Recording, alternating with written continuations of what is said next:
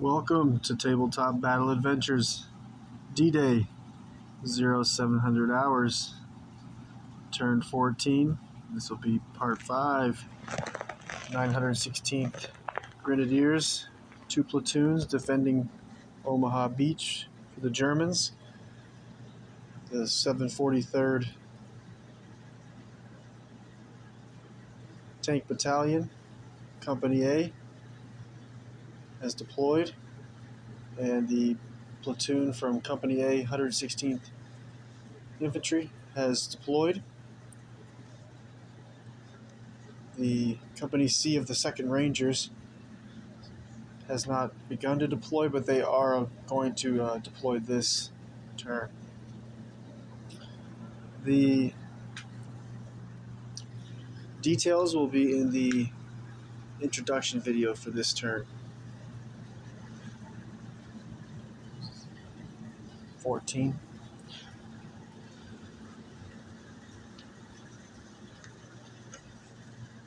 You'll find all the details in that introduction video. The Hedgerows, platoon from the 506th, heavily engaged with the 1058th Grenadier platoon and the 100th Panzer platoon.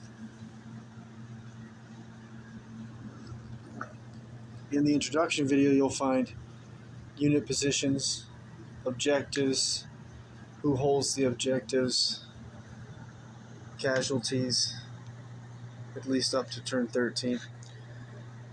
Carentan, still under German control by the 6th Fallschirmjäger, 1 platoon.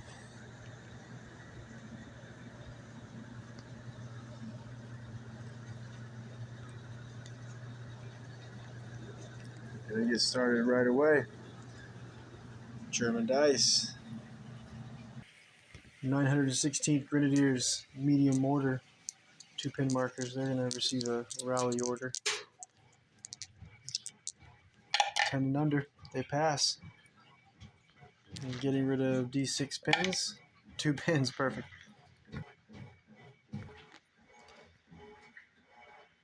Sixth Fallschirmjäger sniper, Sergeant Neiman, in the attic of the large building center screen. He's going to spring his ambush and once again try to take out another gunner. They just moved back into position this previous earlier in this turn. Alright, sniper looking for a 3 to hit. This is, we're going to roll and see if anybody spots that sniper. He is still hidden and will be spotted on a 6. No, I think it's a 5 actually. I think he didn't move position since the last time he fired. So we'll be spotting the sniper on a 5 up. Oh, sniper's position is no longer hidden.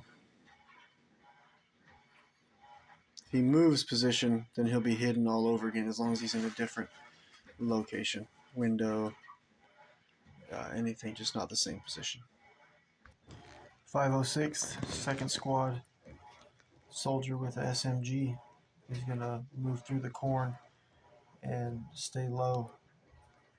Should be able to stay hidden. Oh, I don't know. This man here on ambush, the 1058 2nd Section LMG gunner. He might be able to get... No, if he stays right along the table edge, the battlefield edge, he should be fine. Stay in cover from the angle I'm seeing. Only 4 inches since he's moving through the corn. And from that angle, he won't be able to... Well, he's hidden in the hedgerow anyways, so is this soldier here. So yeah, everybody's still hidden, and I'm not going to fire.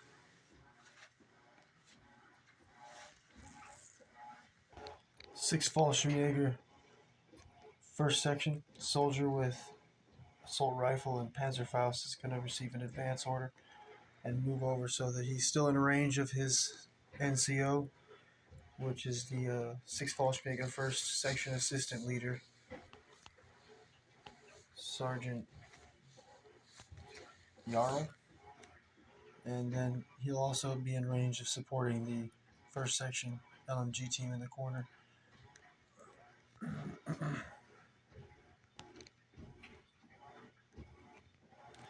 And when I built this, I imagined the gardens extended all the way to the edge of the table. So even though technically he could see the soldier there behind the cabbages, yeah, the garden it blocks the line of sight as well.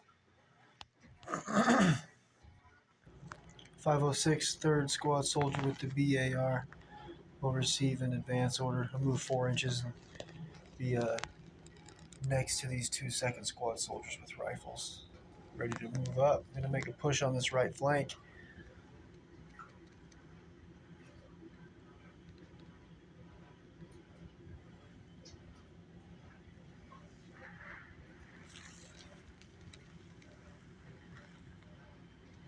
Going to have a firefight over here soon.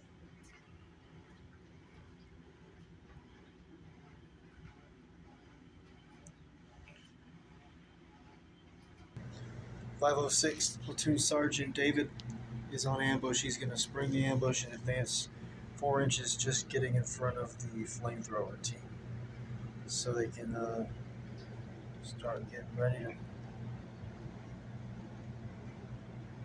Is it too early to move him forward? I really want him in the front. It'd be okay, I guess, if the Sergeant Ronald makes a move with his half track. They got the flamethrower team on ambush, so that should deter the Germans from moving forward. Yeah, we got to get these soldiers forward. Let's do it. One of the objectives for the 506 is to destroy one of these main bridges leading into Carentan before the German armor reinforcements can arrive. He's going to be able to get just in front of the flamethrower team. Sergeant David's in the hedgerow still, just in front of the flamethrower team. He is hidden. His position would be directly on top of that pine tree, so that's not really possible. We'll tuck him in. 3rd Squad, 506, 3rd Squad leader, Sergeant Jake McNeese in the corn row. He's on ambush. He's going to spring his ambush. He's going to advance a couple inches down the hedge or the corn row in order to make sure that this 1058 2nd section LMG gunner doesn't get a line of sight on him. So then he's gonna advance and end up next to the 2nd Squad soldier with the SMG here.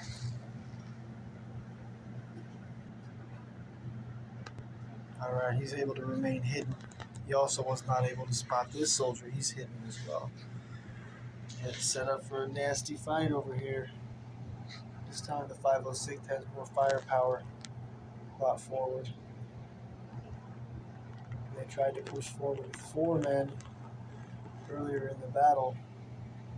It resulted in 4 KIA from 3rd Squad. All explosive experts, by the way, 3rd Squad. And all the NCOs and officers carry explosives as well for the bridges.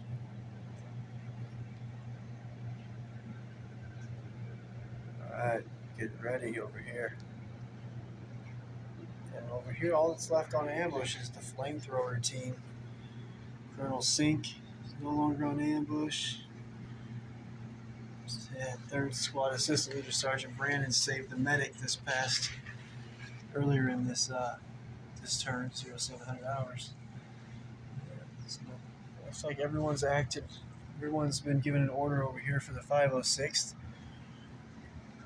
Let's check out this side. The mortars are both fired. 2 leader, First Lieutenant Corey's already active. I think it's everybody for the 506 now. That means we're on to the next U.S. dice is going to take us over to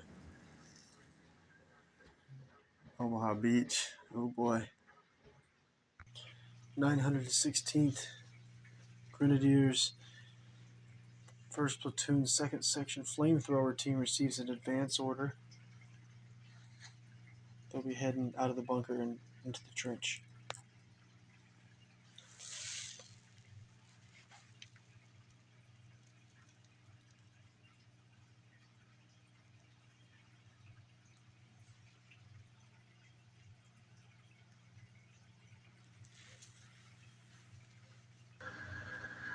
116th Infantry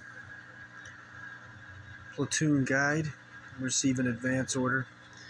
He's a sergeant, and he's gonna order the medium machine gun team to his left to advance forward with him.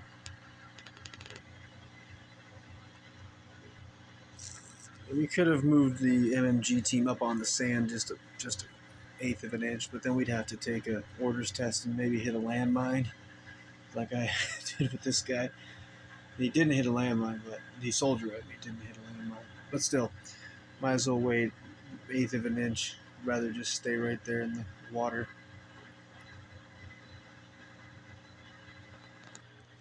(1058) Grenadiers 3rd Section Assistant Leader Sergeant Logan will go on ambush on the balcony. He's still hidden. He hasn't opened fire from that position, so he's just waiting to support this right flank when it's time.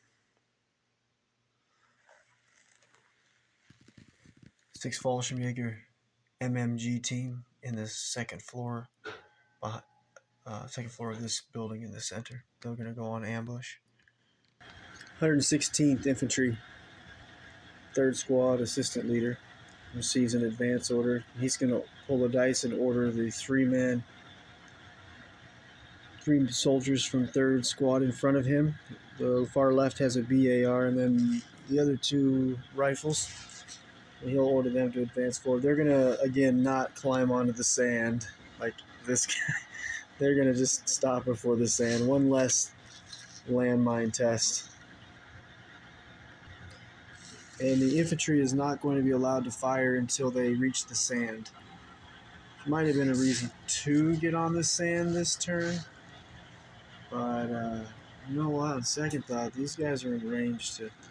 I will go ahead and move them on the sand. Their front three. Oh dear, I hope I don't hit a landmine. Never mind, because they won't be able to reach all... They have to be fully on the sand, like this 3rd Squad soldier here. So they won't make it. They're going to be only about half on the sand, so they won't be able to fire anyways until they're fully on the sand.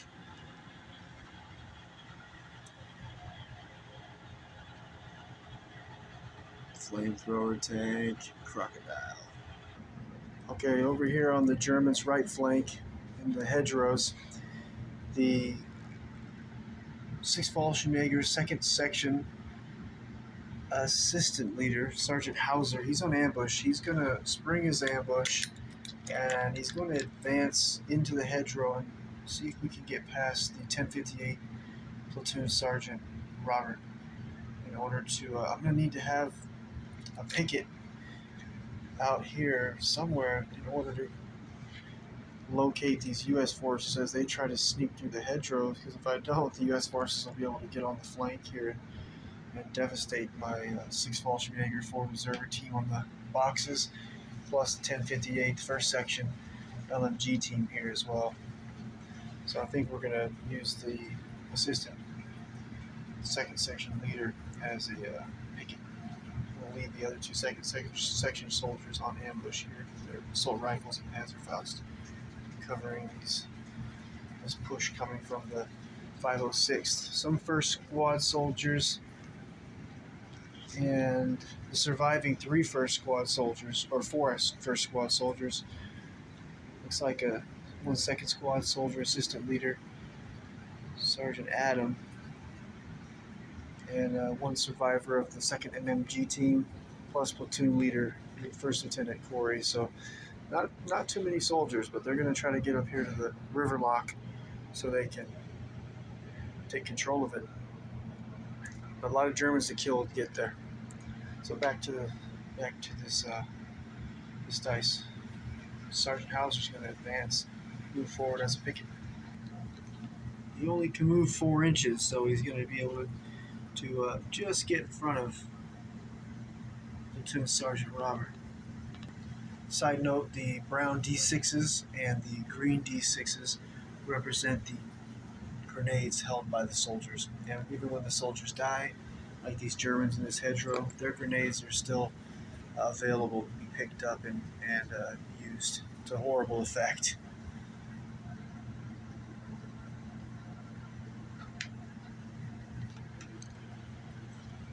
6 Fallschirmjäger, second section LMG team receives an advance order. They're going to move up to the window in the back of this building. I'm going to get them up here in this ruined roof, and they'll be able to cover through the buildings this way, support, and mainly down the road here in these hedgerows. Alright, they'll be able to get in that building next turn. 6 Fallschirmjäger, Platoon Sergeant Fritz will go on ambush. 6 Fallschirmjäger, second section leader in the center. Sergeant Hans will go on ambush, and the 2 soldiers from second section guarding the river lock. Holding this objective, they will also go on ambush. It's going to be a tough. This area is got a full section in total, maybe 11 men defending. It's going to count 2, 3, 5, 6, 7, 8, 9, 10, 11 soldiers defending on this side, plus the 2 that push forward. 13. And the river lock has been open this entire battle, and it is flooding through this now destroyed bridge that was destroyed through the demolition charges that were laid by 1058 first section leader Sergeant Michael here. He destroyed that bridge, but the river lock is open, allowing all these green fields here are flooded.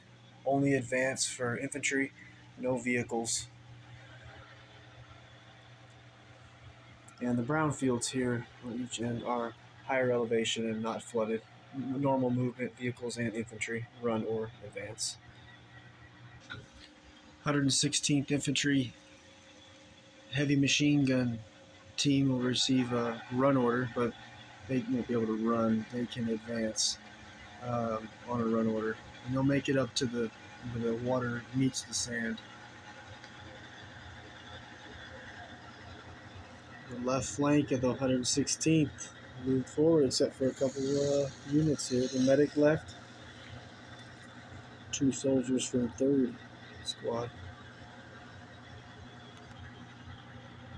116th, 2nd squad assistant leader is going to receive an advance order. He's going to pull a dice and order the 3 soldiers from 2nd squad, the BAR soldier in front of him, and the 2 riflemen to their right to advance. And they're going to actually go to the left this way, because it looks like there's going to be a lot of congestion trying to get these soldiers through these 2 tanks here, through this gap here, and then this gap here. We don't want to take up this side. We need to leave room for the 2nd Rangers Company C to hit the beach this turn.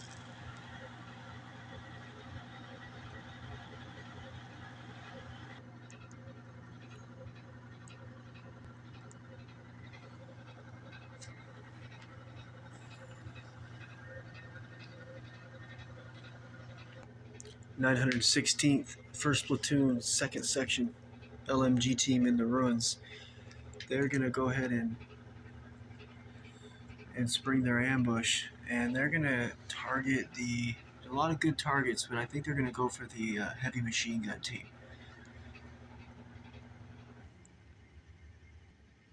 They're going to need 3s, long range, only 4s. Got 3 hits. Be killing them on 5 ups, wounding on 4s. Got 1 wounded and 1 dead. And the wounded soldier will be bleeding out in 2 turns. Pretty much mortal. Nice shooting. And got the 2 of the 3 soldiers are still alive that are on the large base. And then I went ahead and wounded the soldier who is on his own base. And he'll be bleeding out turn 16. The 4, the red dice, just tells me that it's turn 16 that he bleeds out. That way I don't have to have so many, 3 or 4 D6s showing when the soldier bleeds out. It's just easier for me to keep track this way. So that represents, it says 4, but it represents turn 16 for me. Keep track easier with less red boom dice everywhere. Because only one of the soldiers is dead and one wounded, they won't have to take a morale check. 916th, 1st Platoon, 2nd Section leader, and the 2 soldiers with him. One with the Sturm pistol in the front, and the other 2 have SMGs. They're going to receive an advance order and move into position. And the closest that's going to get to the front is going to be the Sturm pistol. We're not going to allow that to shoot. This distance is too great. No, it's only supposed to be a 6-inch shot, but I'm going to research how far they could really shoot and then do the math based off of if these soldiers are about, let's say, 5 or 6 feet tall, then I'll figure it out the proper range, not 6 inches. Alright, the Germans are going to be getting into the trenches, getting in position. It's going to be a nightmare for the GIs to get up this beach.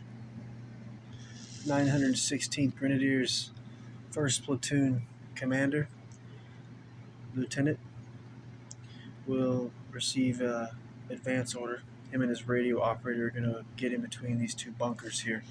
And 1 pin marker, we need to test it at 10 and under. He passes barely. Excellent. No pins, and he'll be in position to call in artillery strikes and just to give commands next turn. There we go. Good position.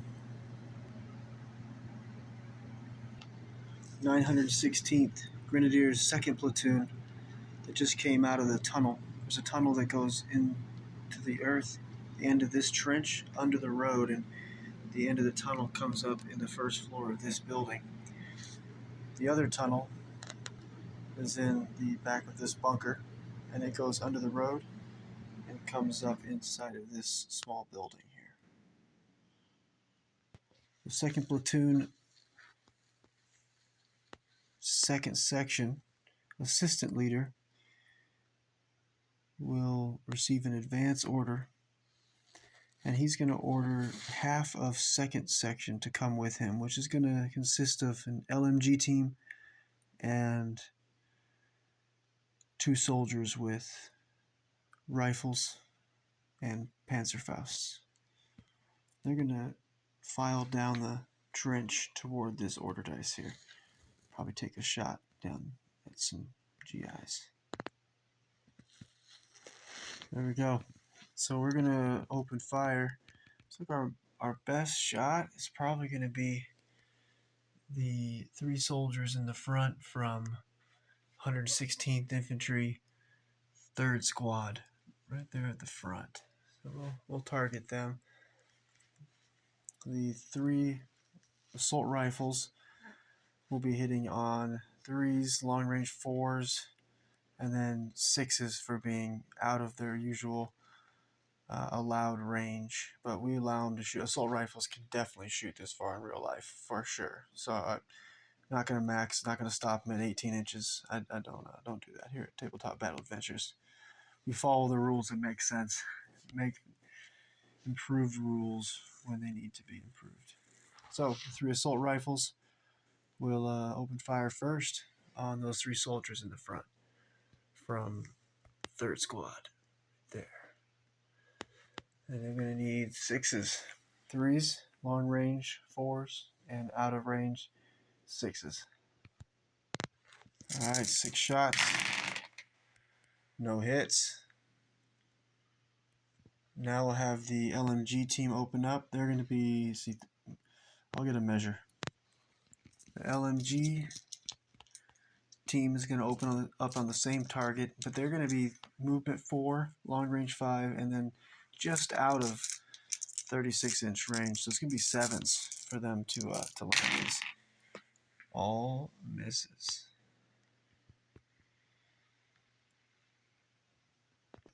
The 916th 2nd Section, or 2nd Platoon 2nd Section, LMG team in the corner will receive a fire order. So for not moving, they're going to shoot the same target. Actually,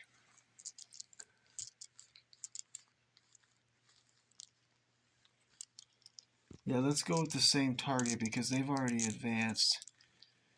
They're the closest to getting up onto the beach there. So let's go for them. So let's see, they'll be 3s, long range 4s, and then out of range 6s. But they're not going to move, so they won't get that. It won't have to be 7s. So let's see if they can get a hit. 6s. Ooh, we've got 2 hits that made it through.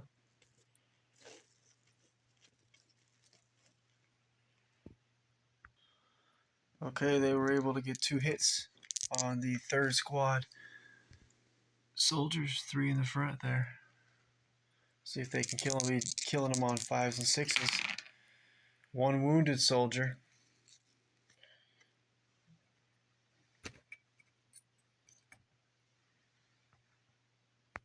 How many turns till he bleeds out? 4 turns, so he'll be bleeding out on turn 18.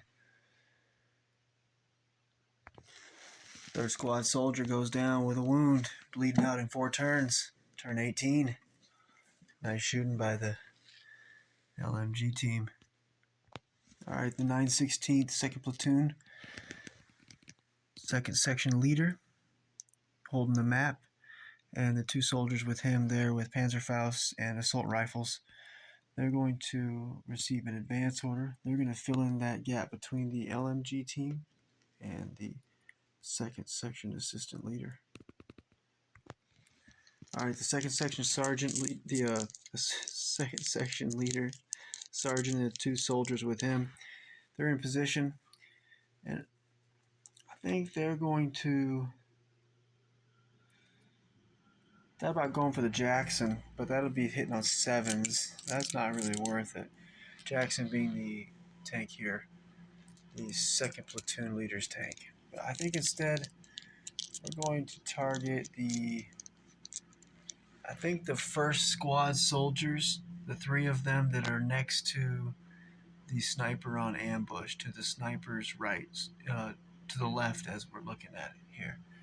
So they're going to go for those soldiers. Those soldiers are going to go down, not going to go down. It's going to be 3s, long range 4s, out of range 6s.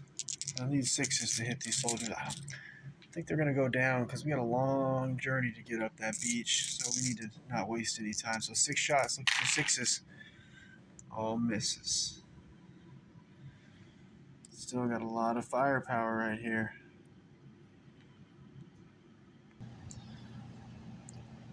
Casualties starting to pile up for the 116th. 2 wounded tonight, 1 KIA. 116th taking fire.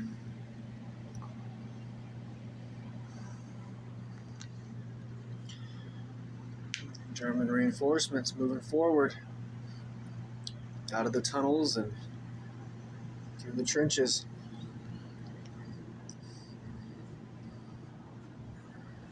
Still waiting for the Rangers to arrive on the right flank.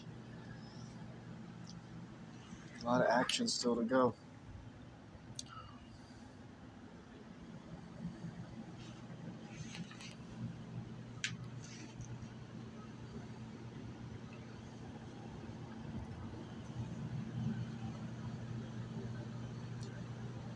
I think it's 100 U.S. order dice in total, and I think it's 78 or 80 for the Germans.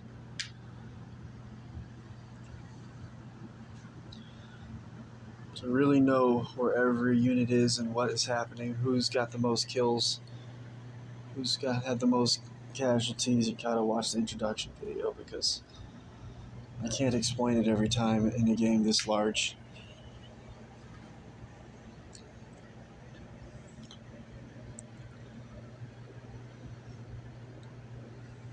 Still a lot of units need to be given orders.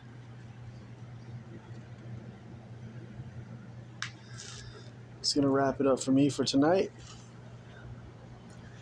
About 3 nights from now, be back on the battlefield for another tabletop battle adventure night.